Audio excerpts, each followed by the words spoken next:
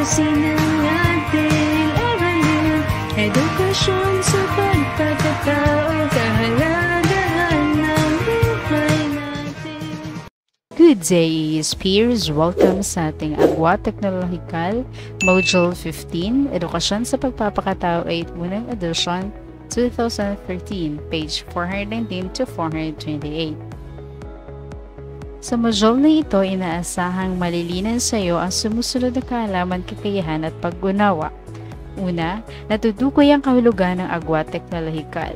Ikalawa, nasusuri ang pagkakaiba-iba ng mga henerasyon sa pananaw sa teknolohiya at implikasyon ng pagkakaroon at di pagkakaroon ng akses sa teknolohiya. At ang ikatlo, na isasagawa ang mga angkop na kilos upang makatugon sa hamon ng agwa teknolohikal. Bago ang lahat, meron muna tayong Techie Trivia. Ang Pilipinas na may populasyon na halos 80 million ay mayroong 14 million hanggang 16 million gumagamit ng mobile phone na nagpapadala ng 150 million hanggang 200 million text messages sa isang araw. Isa sa pinakamarami sa buong mundo. Ano ba itong tinatawag nating agwa teknolohikal or technological gap? Ito ay ang pagkakaiba ng mayroong computer at high-tech na mga gamit at iyong mga wala nito. Ito ang agwat sa pagitan ng mga sagana sa impormasyon at ang salat dito dahil sa pagkakaroon o kawalan ng akses sa teknolohiya.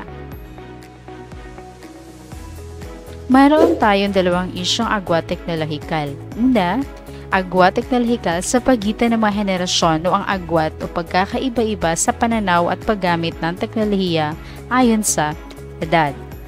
Ang ikalawa ay ang tinatawag na digital divide o ang agwat sa pagitan ng teknolohiya, bunga ng kalagayang pang-ekonomiya o sa madaling salita, sa pagitan ng mayayaman at mahihirap. Ang generation gap naman o agwat sa pagitan ng mga henerasyon ay salitang nagmumula sa mga kanluraning bansa noong 1960s. Nangangahulugan ito ng pagkakaiba sa pagitan ng mga nakababata at nakatatandang henerasyon, lalo na sa pagitan ng mga anak at mga magulang. Ang agwat teknolohikal sa pagitan ng mga henerasyon ay unang nararanasan sa pamilya. Kung hindi ito matutugunan, ay maaaring magdulot ito ng di pagkakaunawaan sa loob ng pamilya. Lahat ng miyembro ng pamilya ay may tungkuling pag-ibayuhin ang ugnayan sa bawat taong nakakahalubilo nito sa araw-araw, sapagkat ang pamilya ang paaralan ng mas malalim na pakikipagkapwa-tao, ayon sa Familiaris Consortium. Ang mga pagbabago sa teknolohiya, lalo na sa information technology, ay dapat na matutuhan nating gamitin bilang daan upang mapabuti ang pakikipag-ugnayan at pagsasama-sama ng mga miyembro ng pamilya. Malaki rin ang maitutulong kung malalaman natin ang pagkakaiba ng mga digital natives at digital immigrants. Ano ba itong digital immigrants? Ang digital immigrants, ang mga taong ipinanganak bago pa man naging laganap ang paggamit ng digital technology. At ito tumutukoy sa mga taong hindi nagkakaroon ng pagkakataong gumamit ng digital technology sa mas murang edad. Ang digital natives naman ay mga taong ipinanganak at lumaki sa mundo ng digital technology. At ito ay ginagamit nila ang teknolohiya sa pakikipag-ugnayan, pag-aaral at pagtuturo at pag-unawa sa lipunan. Ang digital natives ay tinatawag din na kabilang sa Generation Y at Generation Z. Samantalang ang mga digital immigrants ay katumbas sa mga kabilang ng Gen X or Generation X, Baby Boomers at Silent Generation. Ayon kay Rosen 2004, sa kasalukuyang panahon, 4 na henerasyon ang tagatangkilik ng modernong teknolohiya. Mahalagang maunawan natin ang pagkakaiba ng iba't ibang henerasyon, lalo na sa pananaw sa makabagong teknolohiya. Ang kaalaman dito ay makatutulong upang makaiwas sa tinatawag na agwa teknolohikal sa pagitan ng mga henerasyon. Unang tatalakayin natin ang tinatawag na silent generation.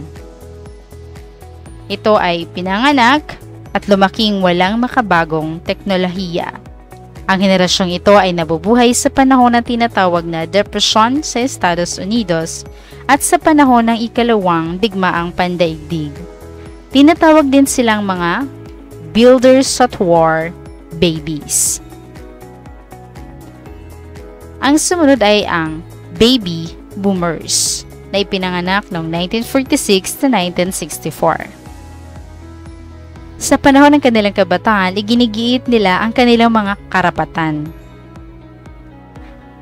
at mga pagpapahalagang panlipunan at politikal sa lipunan. Sa ngayon sila mga namumuno at mga politiko sa ating bansa. Sa pangkalahatan, ang mga kabilang sa henerasyong ito ay may mataas na pagtingin sa sariling kakayahan. Naniniwala sila sa gawa higit sa salita at walang takot nilang ipinahahayag ang kanilang opinyon at damdamin. Kadalasan, sila ay nagtatagumpay sa kanilang mga sinimulang gawain. Sumunod ay ang Generation X na ipinanganak sa mga taong 1965 to 1979. Sa Pilipinas, sila ang henerasyon na tinatawag din nating martial law babies. Ipinanganak sila sa panahon ng martial law ni Ferdinand Marcos. Iminulat sila sa ipaniniwalang ang lahat ay maayos, payapa at mabuti sa bansa. Habang sa likod ng kanilang mga isip ay may munting tinig na nagsasabing hindi maayos ang lahat. Bakit maraming hindi pwedeng panoorin sa telebisyon? Bakit ibinawal ipalabas sa mga huling kabanata sa Photos 5? At higit na marami pang tanong na bumabagabag sa kanila habang sila ay nagkakaisip. Hanggang mangyari na nga ang EDSA Revolution noong 1986. Karamihan ng iyong mga guro ngayon ay nasa henerasyong ito. Ang sumunod ay ang Generation Y na ipinanganak sa pagitan ng 1980 to 1997. Sila ang henerasyong ipinanganak sa panahon ng internet, mobile phones, computer at telebisyon ang nagmistulan nilang yaya. Kaya nilang magsimula sa isang rave party na aabot ng libo-libong kabataan sa paggamit lang ng text messages. Kaya din nilang magsimula ng tinatawag na viral marketing sa loob ng ilang oras lamang. Ang susunod ay ang Generation Z. Ito ay pinanganak sa taong 1998 pataas. Ipinanganak sila sa panahon ng information overload. Dahil dito, mas mahusay silang magsala ng impormasyon, kaya't hindi madaling kunin ang kanilang atensyon. Generation Y at ang Generation Z ay kapwa tinatawag na Net Generations. Sa pangkalahatan, sa edad na 3 taon, namumuhay sila sa instant messaging at nagkikipag-usap ng sabay-sabay sa 3 o higit pang tao sa IM habang nagtatrabaho gamit ang computer. Sanay silang mag-multitasking at labis silang mainipin. Ang mga baby boomers ay mga auditory at visual learners. Ang auditory learners ay higit na natututo sa pakikinig, samantalang ang visual learners ay natututo sa pagbabasa. Sa henerasyong Gen X naman at Net Generation ay mga tactile learners.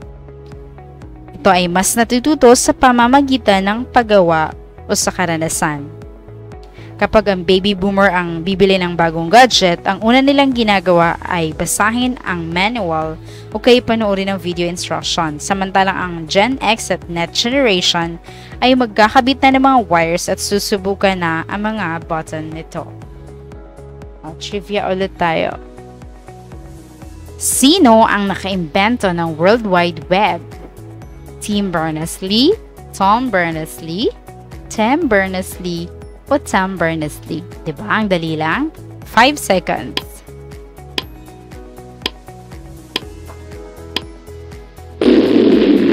Okay, and kay si Tim Berners-Lee noong 1984. Sa pagkakaroon ng access na impormasyon, nangangailangan ito ng 4 na kondisyon.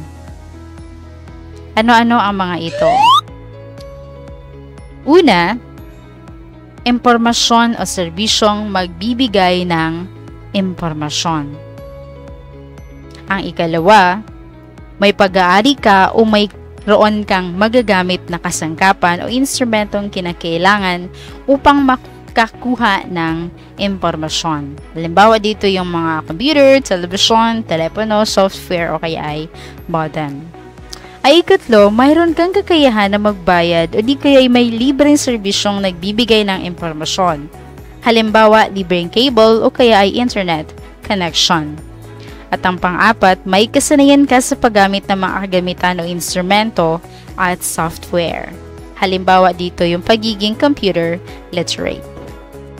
Habang nagiging mas nakadepende tayo sa teknolohiya upang makakuha ng impormasyon sa lipunan, dapat nating itanong kung may nalalabag bang karapatang moral dahil sa tinatawag na digital divide.